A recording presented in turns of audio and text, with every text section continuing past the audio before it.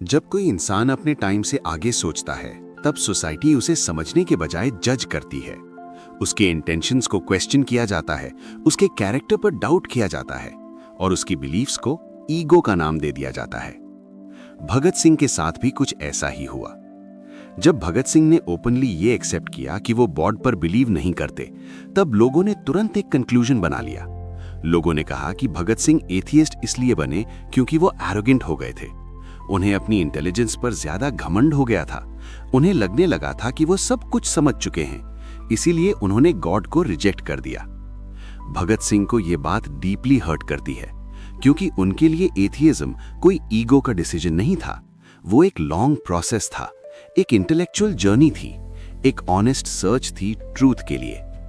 वो अपने ऐसे की शुरुआत इसी पॉइंट से करते हैं।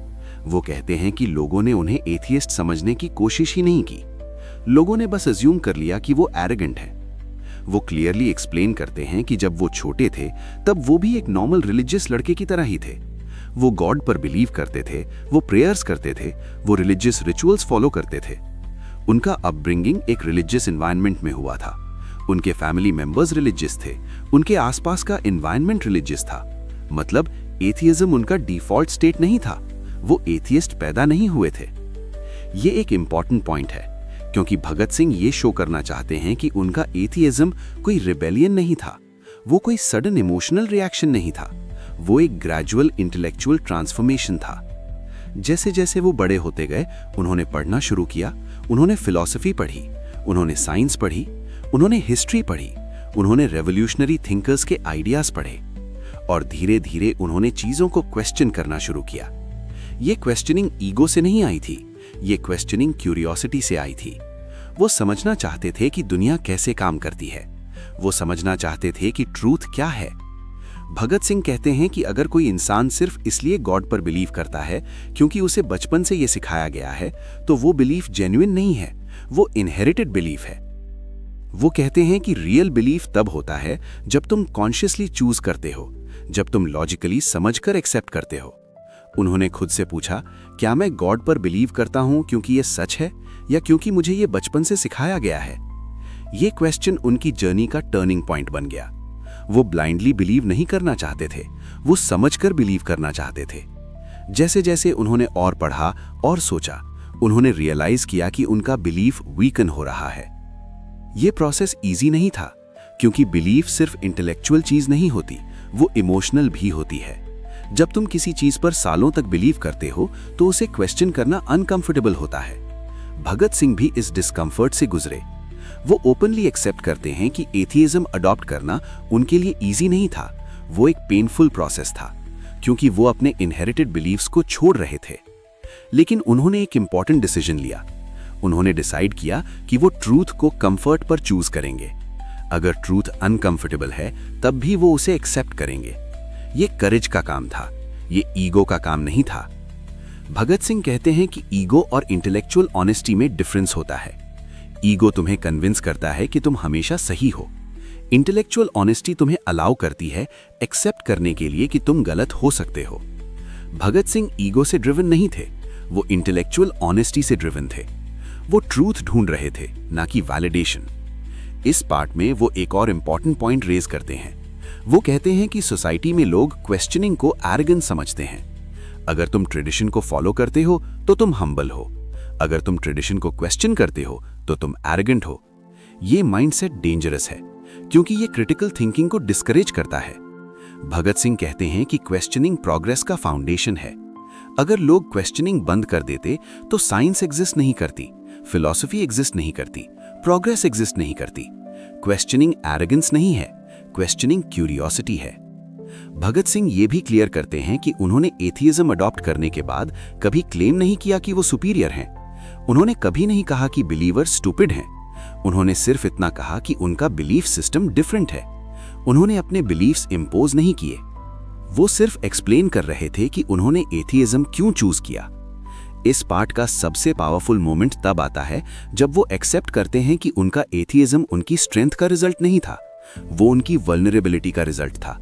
वो ऑनेस्टली ट्रूथ ढूंढ रहे थे, वो अपने आप से झूठ नहीं बोलना चाहते थे, और इसी ऑनेस्टी ने उन्हें एथियज्म तक पहुंचाया। ये जर्नी ईगो की नहीं थी, ये जर्नी करेज की थी। यहीं पर पार्ट 1 खत्म होता है। अब तक भगत सिंह ने ये क्लियर कर दिया है कि वो एथियस्ट एरोगेंस की वजह से नहीं बने। वो एथियस्ट बने क्योंकि उन्होंने क्वेश्चनिंग और इंटेलेक्चुअल ऑनेस्टी को चूज किया। भगत सिंह के लाइफ का सबसे डिफिकल्ट फेज तब शुरू हुआ जब उन्हें अरेस्ट किया गया। उन्हें पता था कि उनका एंड क्लोज है, उन्हें पता था कि उन्हें डेथ सेंटेंस मिल सकता है।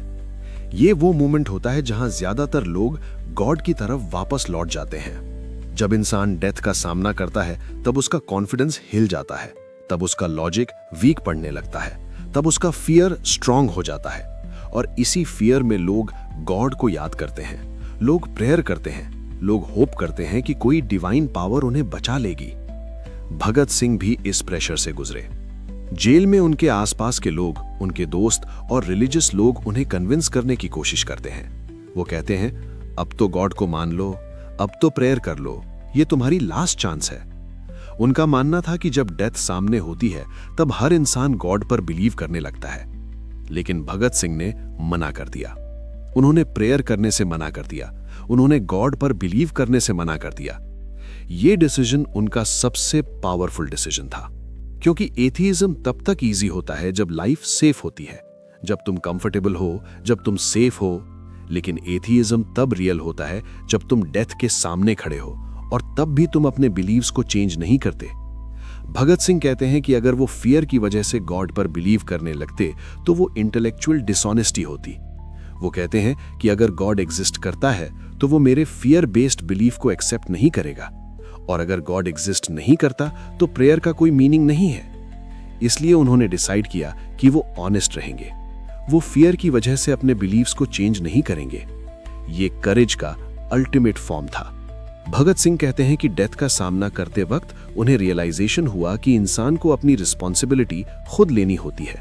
अगर तुम बिलीव करते हो कि गॉड तुम्हें सेव करेगा तो तुम अपनी रिस्पॉन्सिबिलिटी लूज कर देते हो। लेकिन अगर तुम एक्सेप्ट करते हो कि तुम्हारी लाइफ और डेथ नेचुरल प्रोसेस का पार्ट है तो तुम उसे करेज के साथ फेस करते हो। भगत सिंह कहते हैं कि उन्हें डेथ से डर नहीं लगता था, क्योंकि वो बिलीव नहीं करते थे कि उनकी डेथ के बाद कोई हेवन या हेल एग्जिस्ट करता है। वो बिलीव करते थे कि डेथ फाइनल है, और इसी रियलाइजेशन ने उन्हें फियरलेस बना दिया। क्योंकि जब तुम्हें पता होता है कि यही तुम्हारी ओनली लाइफ है तब तुम उसे ऑनेस्टली जीते हो। तुम फियर बेस्ड डिसीजंस नहीं लेते, तुम ट्रूथ बेस्ड डिसीजंस लेते हो।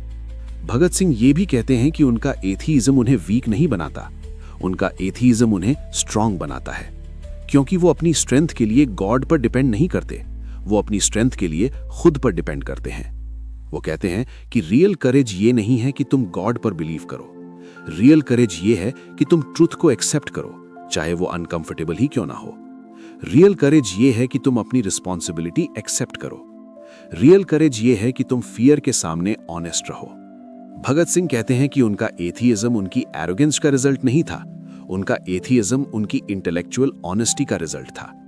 वो कहते हैं कि उन्होंने कभी गॉड को इंसल्ट नहीं किया, उन्होंने सिर्फ लॉजिकली एनालाइज किया, और एनालिसिस के बाद उन्होंने कंक्लूड किया कि वो गॉड पर बिलीव नहीं कर सकते। ये कंक्लूजन ईगो बेस्ड नहीं था, ये कंक्लूजन लॉजिक बेस्ड था, ये कंक्लूजन ऑनेस्टी बेस्ड था। इस एस्से का फाइनल मैसेज बहुत पावरफुल है। भगत सिंह कहते हैं कि इंसान को ब्लाइंडली बिलीव नहीं करना चाहिए, इंसान को क्वेश्चन करना चाहिए, इंसान को लॉजिकली एनालाइज करना चाहिए, और फिर ऑनेस्टली कंक्लूड करना चाहिए, चाहे कंक्लूजन कंफर्टेबल हो या अनकंफर्टेबल। भगत सिंह ने अपनी लाइफ और डेथ दोनों को करेज के साथ फेस किया। उन्होंने फियर को अपने बिलीव्स को कंट्रोल नहीं करने दिया, उन्होंने ट्रुथ को कंफर्ट पर चूज किया, और इसी करेज ने उन्हें इमॉर्टल बना दिया। यहीं पर why I am N atheist का सफर पूरा होता है। ये एस्से सिर्फ एथीज्म के बारे में नहीं है, ये एस्से इंटेलेक्चुअल ऑनेस्टी के बारे में है, ये एस्से करेज के बारे में है, ये एस्से ट्रुथ को एक्सेप्ट करने की हिम्मत के बारे में है, और सबसे इंपॉर्टेंट ये एस्से इंसान की फ्रीडम के बारे में है। भगत सिंह के लाइफ का सबसे डिफिकल्ट फेज तब शुरू हुआ जब उन्हें अरेस्ट किया गया। उन्हें पता था कि उनका एंड क्लोज है, उन्हें पता था कि उन्हें डेथ सेंटेंस मिल सकता है। ये वो मोमेंट होता है जहां ज्यादातर लोग गॉड की तरफ वापस लौट जाते हैं। जब इंसान डेथ का सामना करता है तब उसका कॉन्फिडेंस हिल जाता है, तब उसका लॉजिक वीक पड़ने लगता है, तब उसका फियर स्ट्रांग हो जाता है, और इसी फियर में लोग गॉड को याद करते हैं, लोग प्रेयर करते हैं, लोग होप करते हैं कि कोई डिवाइन पावर उन्हें बचा लेगी। भगत सिंह भी इस प्रेशर से गुजरे। जेल में उनके आसपास के लोग, उनके दोस्त और रिलीजियस लोग उन्हें कन्विंस करने की कोशिश करते हैं। वो कहते हैं, अब तो गॉड को मान लो, अब तो प्रेयर कर लो, ये तुम्हारी लास्ट चांस है। उनका मानना था कि जब डेथ सामने होती है तब हर इंसान गॉड पर बिलीव करने लगता है। लेकिन भगत सिंह ने मना कर दिया। उन्होंने प्रेयर करने से मना कर दिया, उन्होंने गॉड पर बिलीव करने से मना कर दिया। ये डिसीजन उनका सबसे पावरफुल डिसीजन था, क्योंकि एथीइज्म तब तक इजी होता है जब लाइफ सेफ होती है, जब तुम कंफर्टेबल हो, जब तुम सेफ हो। लेकिन एथीइज्म तब रियल होता है जब तुम डेथ के सामने खड़े हो और तब भी तुम अपने बिलीव्स को चेंज नहीं करते। भगत सिंह कहते हैं कि अगर वो फियर की वजह से गॉड पर बिलीव करने लगते तो वो इंटेलेक्चुअल डिसऑनेस्टी होती। वो कहते हैं कि अगर गॉड एग्जिस्ट करता है तो वो मेरे फियर बेस्ड बिलीफ को एक्सेप्ट नहीं करेगा, और अगर गॉड एग्जिस्ट नहीं करता तो प्रेयर का कोई मीनिंग नहीं है। इसलिए उन्होंने डिसाइड किया कि वो ऑनेस्ट रहेंगे, वो फियर की वजह से अपने बिलीव्स को चेंज नहीं करेंगे। ये करेज का अल्टीमेट फॉर्म था। भगत सिंह कहते हैं कि डेथ का सामना करते वक्त उन्हें रियलाइजेशन हुआ कि इंसान को अपनी रिस्पॉन्सिबिलिटी खुद लेनी होती है। अगर तुम बिलीव करते हो कि गॉड तुम्हें सेव करेगा तो तुम अपनी रिस्पॉन्सिबिलिटी लूज कर देते हो। लेकिन अगर तुम एक्सेप्ट करते हो कि तुम्हारी लाइफ और डेथ नेचुरल प्रोसेस का पार्ट है तो तुम उसे करेज के साथ फेस करते हो। भगत सिंह कहते हैं कि उन्हें डेथ से डर नहीं लगता था, क्योंकि वो बिलीव नहीं करते थे कि उनकी डेथ के बाद कोई हेवन या हेल एग्जिस्ट करता है। वो बिलीव करते थे कि डेथ फाइनल है, और इसी रियलाइजेशन ने उन्हें फियरलेस बना दिया। क्योंकि जब तुम्हें पता होता है कि ये ही तुम्हारी ओनली लाइफ है, तब तुम उसे ऑनेस्टली जीते हो। तुम फियर बेस्ड डिसीजंस नहीं लेते, तुम ट्रुथ बेस्ड डिसीजंस लेते हो। भगत सिंह ये भी कहते हैं कि उनका एथीइज्म उन्हें वीक नहीं बनाता, उनका एथीइज्म उन्हें स्ट्रांग बनाता है। क्योंकि वो अपनी स्ट्रेंथ के लिए गॉड पर डिपेंड नहीं करते, वो अपनी स्ट्रेंथ के लिए खुद पर डिपेंड करते हैं। वो कहते हैं कि रियल करेज ये नहीं है कि तुम गॉड पर बिलीव करो, रियल करेज ये है कि तुम ट्रुथ को एक्सेप्ट करो, चाहे वो अनकंफर्टेबल ही क्यों ना हो। रियल करेज ये है कि तुम अपनी रिस्पॉन्सिबिलिटी एक्सेप्ट करो। रियल करेज ये है कि तुम फियर के सामने ऑनेस्ट रहो। भगत सिंह कहते हैं कि उनका एथीइज्म उनकी एरोगेंस का रिजल्ट नहीं था, उनका एथीइज्म उनकी इंटेलेक्चुअल ऑनेस्टी का रिजल्ट था। वो कहते हैं कि उन्होंने कभी गॉड को इंसल्ट नहीं किया, उन्होंने सिर्फ लॉजिकली एनालाइज किया, और एनालिसिस के बाद उन्होंने कंक्लूड किया कि वो गॉड पर बिलीव नहीं कर सकते। ये कंक्लूजन ईगो बेस्ड नहीं था, ये कंक्लूजन लॉजिक बेस्ड था, ये कंक्लूजन ऑनेस्टी बेस्ड था। इस एस्से का फाइनल मैसेज बहुत पावरफुल है। भगत सिंह कहते हैं कि इंसान को ब्लाइंडली बिलीव नहीं करना चाहिए, इंसान को क्वेश्चन करना चाहिए, इंसान को लॉजिकली एनालाइज करना चाहिए, और फिर ऑनेस्टली कंक्लूड करना चाहिए, चाहे कंक्लूजन कंफर्टेबल हो या अनकंफर्टेबल। भगत सिंह ने अपनी लाइफ और डेथ दोनों को करेज के साथ फेस किया।